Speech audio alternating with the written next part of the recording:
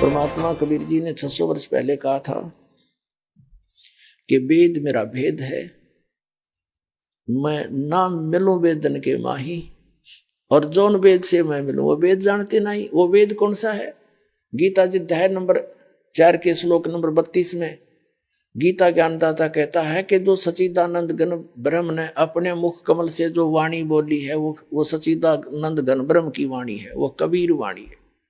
उसमें धार्मिक अनुष्ठानों का कंप्लीट कोर्स है, विस्तार के साथ जानकारी है, वो तत्व ज्ञान है और उसको भगवान ही देता है। सभी वेदों में प्रमाण है, जैसे ऋग्वेद मंडल नंबर 9 सूक्त नंबर 86 के मंत्र 26-27 में, ऋग्वेद मंडल नंबर 9 सूक्त 82 के 1, 2, 3 में, ऋग्वेद मंडल नंबर 9 और सूक्त नंबर 96 यानी 96 के मंत्र 16 से 20 में, ऋग्वेद मंडल नंबर 9 सूक्त 94 के मंत्र 1 में, ऋग्वेद मंडल नंबर 9 और सूक्त 95 के 95 के मंत्र नंबर 1 में, ऋग्वेद मंडल नंबर 9 सूक्त 20 मंत्र 1 में, ऋग्वेद मंडल नंबर 9 सूक्त 1 मंत्र 8 और 9 में, और अनेकों स्थानों पर। इसमें तो बिल्कुल अनुवाद भी उन इंजीनियरों का कराया हुआ जो भगवान को निराकार बताते हैं। इसलिए ये प्रमाण में लेने आवश्यक पड़े ना, तो ढेर सारे प्रमाण है परमात्मा के। इनमें क्या बताया है कि वो कबीर परमात्मा है, कबीर देव है उसका नाम, वास्तविक नाम, और वो ऊपर सतलोक में रहता है, तीसरे मुक्ति धाम में। और तीसरा मुक्ति धाम कौन सा है? जैसे लोक कहो, धाम कहो, जैसे काल का 21 ब्रह्मांड का एक लोक, यू काल का लोक, और दूसरा इस अक्षर पुरुष जो गीता जी अध्याय नंबर 15 के श्लोक नंबर 16 और 17 में 3 पुरुष हैं, एक सरपुरुष एक अक्षर पुरुष, फिर इनसे अन्य और तीसरा पुरुष है सरपुरुष, ये काल है, ज्योति निरंजन है, 21 ब्रह्मांड का स्वामी है। इसका 21 ब्रह्मांड का क्षेत्र ये भी काल लोक काल धाम कहलाता है। और अक्षर पुरुष है, इसके साथ संघ ब्रह्मांड का ये स्वामी है। और उत्तम पुरुष है तो अन्य 15वें अध्याय के 17वें श्लोक में कहा कि इन दोनों से और है वो श्रेष्ठ परमात्मा, उत्तम पुरुष, रियल गॉड, अविनाशी परमात्मा, एवरलास्टिंग गॉड, वो परमात्मा, वो तो इन दोनों सरपुरुष और अक्षर पुरुष से अलग है। गीता अध्याय नंबर 8 के श्लोक नंबर 1 में अर्जुन ने पूछा कि आपने जो 7वें अध्याय के 29वें श्लोक में जिस तत्वब्रह्म की जानकारी बताई है वो कौन है?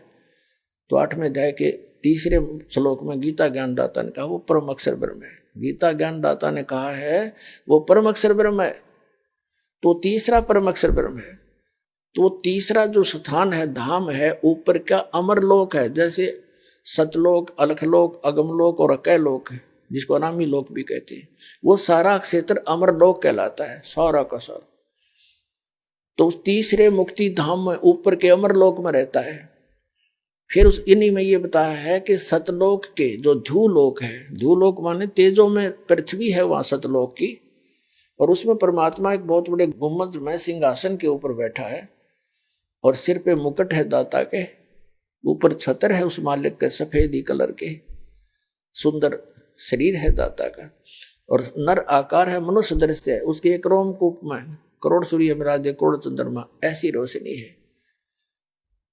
तो कहने का भाव ये है कि वेद बताते हैं वो परमात्मा तीसरे ध्रुलोक के तीसरे पृष्ठ पर, पृष्ठ मान स्थान पर विराजमान है, क्योंकि सतलोक के 3 विभाग, 3 पोर्शन है।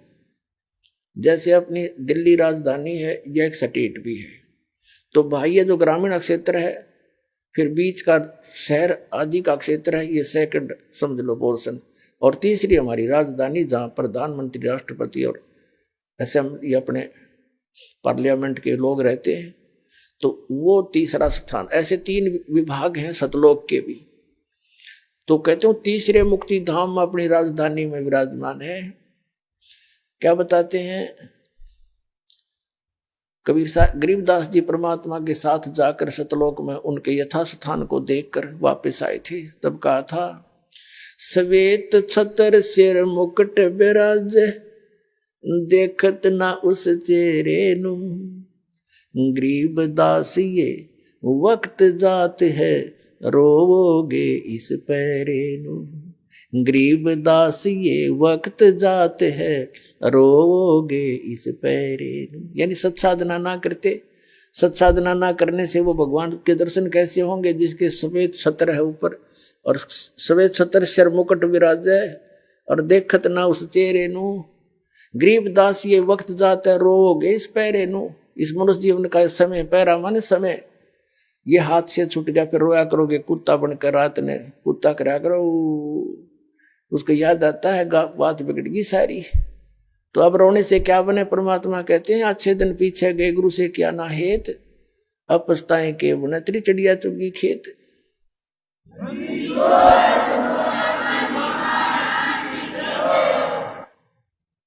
अब परमात्मा स्वयं ही वहां से चल कर आते हैं जहां वो भगवान रहते हैं। वेद गवाही देते हैं कि वहां से चलकर आता है, एक साधु रूप बनाकर कहीं भी प्रकट हो जाता। 3 प्रकार से परमात्मा हमारी धारण पोषण करता है।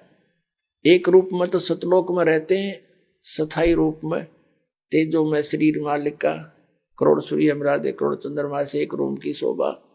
सतलोक में, अलखलोक में भिन्न शोभा है। परमात्मा एक ही है, रूप अनेक बना रहा वहां पर। फिर वो परमात्मा वहां से गति करके आता, अच्छी आत्माओं को मिलता है जो दृढ़ भक्त होते हैं। उन दृढ़ भक्तों में से कौन कौन है, किन किन को मिले? आदरणीय धर्मदास साहिब जी को मिले, आदरणीय मुल्कदास साहिब जी को मिले, आदरणीय नानक साहिब जी सिख धर्म के प्रवर्तक, आदरणीय नानक देव साहिब जी से मिले, आदरणीय दादू साहिब जी से मिले, आदरणीय गरीबदास साहिब गांव छुड़ानी जिला जज्जर वाले को मिले, आदरणीय गीसा दास साहिब गांव खेखड़ा जिला मेरठ उत्तर प्रदेश वाले को मिले, और अनेकों को मिले हैं। इनका तो मूल प्रमाण हमारे सदग्रंथों में हमारे पास उपलब्ध है। वैसे कोड वर्डों में सांकेतिक बहुत वर्णन और भी मिलता है, जैसे आदरणीय नामदेव जी को भी मालिक मिले थे आके, क्योंकि हम बच्चे उसी के हैं, वही आकर उसी को दया आती है। जो अच्छी आत्मा भक्ति की तरफ अग्रसर है, मिसगाइडेड है, उनको आकर मिलते हैं। कहीं भी आकर कोई भी लीला कर लेते हैं, उनको सतमार्ग बताकर फिर अंतर्ध्यान हो जाते हैं। यथार्थ ज्ञान सुनने के बाद वो प्राणी उल्टा नहीं हटता, तो सारा संसार एक तरफ हो जाए। और वो आदरणीय परमात्मा भगतमती बहन मीराबाई को मालिक मिले। वो दृढ़ भक्तों को मिलते हैं, जो पक्के भक्तों टस से मस ना होते, सारा संसार एक तरफ हो जाए।